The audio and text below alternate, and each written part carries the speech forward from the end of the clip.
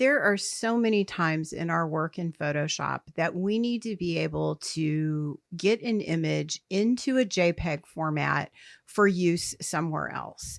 And although that can sound like a super simple thing, there are so many ways in Photoshop to do it that it's important that we start to understand all of the different ways and really what is the easiest way for whatever purpose that we're sending this image out into the world with. So, probably the most common way I see people doing this is to use the save as or save a copy feature in Photoshop. And all of that is going to be under file. And then you can do save as. And in here, it's going to have format. And you can see this file is in a TIFF format right now. We're going to go ahead and open up the file format dialog box. And if you're really curious about file formats, I have another great video on my YouTube channel, which I will link in the description of this video that you can go watch if you want to understand what a lot of these file formats are about that are on this list. But we can see that we have JPEG here, and we also have JPEG 2000 and JPEG stereo. Go with just the JPEG. If you don't have a specific reason to use these other ones, honestly, JPEG is what you need. So we can pick JPEG. And then this is going to change the file extension. So when I go ahead and click on save, it's going to give me a dialog box that asks me to choose the image options. These frequently have to do with how this image might be utilized in a digital format. If you are using it for print, you want to make sure that it is all of the way to 12, which is the maximum quality. And then I usually will choose baseline optimized for my print images. That's a holdover from forever. Honestly, any of these three choices will be just fine. And then you're going to click OK, and that's actually going to save your image as a JPEG. Now, because this saved this as a JPEG, I am going to go ahead and go back and open up my original TIFF file. Now, there's a reason why I would want to do that. If you have a JPEG file and you save another JPEG of that same file, you get a degraded image equality because JPEG is what we call a lossy file format. So what it does is it looks at an image and it says, okay, if I look at this yellow right here that is around the edges of these flowers, that there's probably 40 or 50 or even 100 different shades of yellow in there when you're looking at a 16 million color gamut.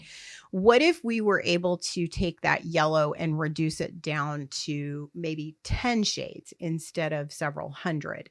So when we reduce it down, it automatically makes this file size smaller. And if you want a demonstration of that, we can look here at my downloads file and we can see the original TIFF image is 27.6 megabytes. And this new image that I just made is 4.4, and that was at the highest resolution. So if I saved that image again, even without changing the image size, the file size will continue to get smaller, and it will continue to reduce the quality and the number of colors in that particular image every single time I save over it, because in the next version, it's going to have a couple hundred versions of the yellow, or maybe let's just say 25. Like if it had 300 in the first one, then let's say it had 25 in the reduced version, then it's going to look at those 25 and say, how can I make it 10?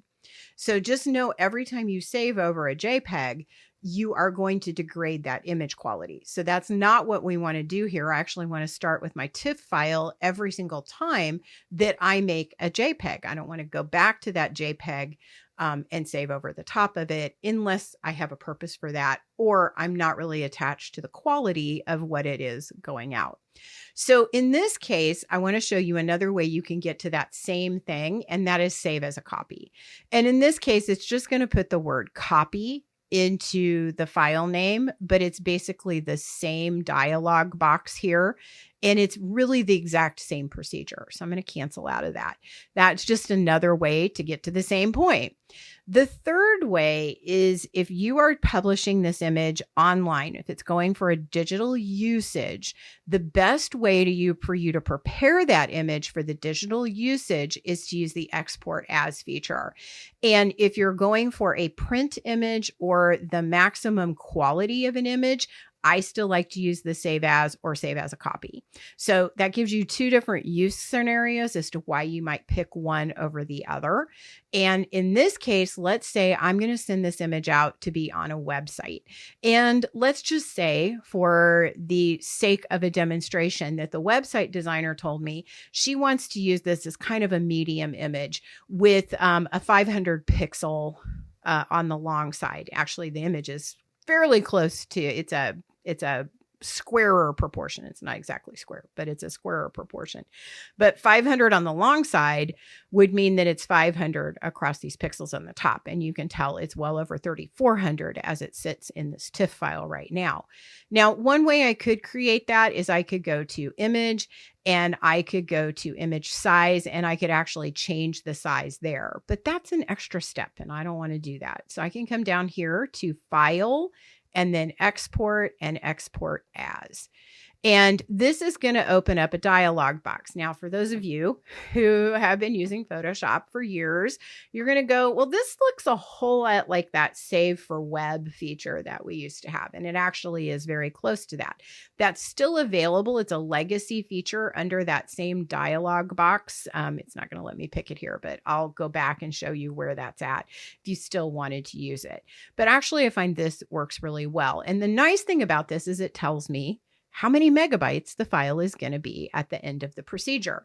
So in this case, if it was a PNG file and I left it just as is, it would be 10.9 megabytes. So I want you to notice something when I change it to a JPEG from a PNG. That number is automatically going to go down because the PNG is a less lossy formula than the JPEG is. So I've already really reduced my image, but here's the thing, that designer who's working on the website says they want this image to be 500 on the long side. So I'm going to come over here to my image size and I'm going to change it to 500 pixels on the width, which in this image would be the long side. And now look at this. My image is down to 75.5 KB, which is a very nice sized image to put on a website. As a matter of fact, I could probably raise the quality up to a 7, which is going to double the size, but realistically 148K is not much to download. 75K might be better. I might reach back to my web designer and say, hey, which would you prefer? But now the image is properly sized. If you do use this canvas size feature, just be aware it's going to crop your image. So just know that in advance. And then I can also choose to keep the metadata. I'm always going to choose to keep my copyright and contact info with my file. And that didn't change my file size, if any. And I'm going to go ahead and click on export. And then it's going to ask me, where do I want to export that? I'm actually going to put in my downloads folder, click on save. It's going to say one already exists there because it was the previous one that I did. So let's do a -1, save. And now I have another JPEG file that is out on my downloads folder. So let's go take a look at that particular image. So as we can see, it got a little bit bigger when it did finally save it. It's 155 KB. The one that I did with save as is 4.4 and my original image is 27.6 megabytes for the TIFF image that I exported from Lightroom. All right, so that's 3 ways to get your JPEG out. We talked about quality. The higher that number, the more weight the image is going to carry in resolution and detail and color gamut, but also the lower the number, the less weight it's going to carry So you got to look at how fast is it going to have to come down that internet pipeline if it's a digital image. If it's going for print, I still recommend the save as and pushing that number all of the way to 12 in that particular dialog box. I find it really interesting that Adobe puts two different numbers in those two different places. But I guess in realistic terms, the export as really is intended to be a digital file. Oh, I swore you guys, I promised to tell you where that save for web thing was, and it's right here. And this is the same dialog box that has been a legacy dialog box for Photoshop forever and a day.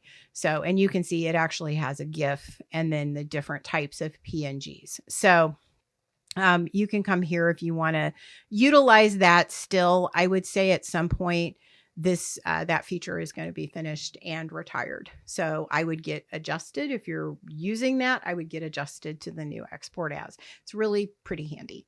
Thank you for hanging out with me, and I'll see you in the next video.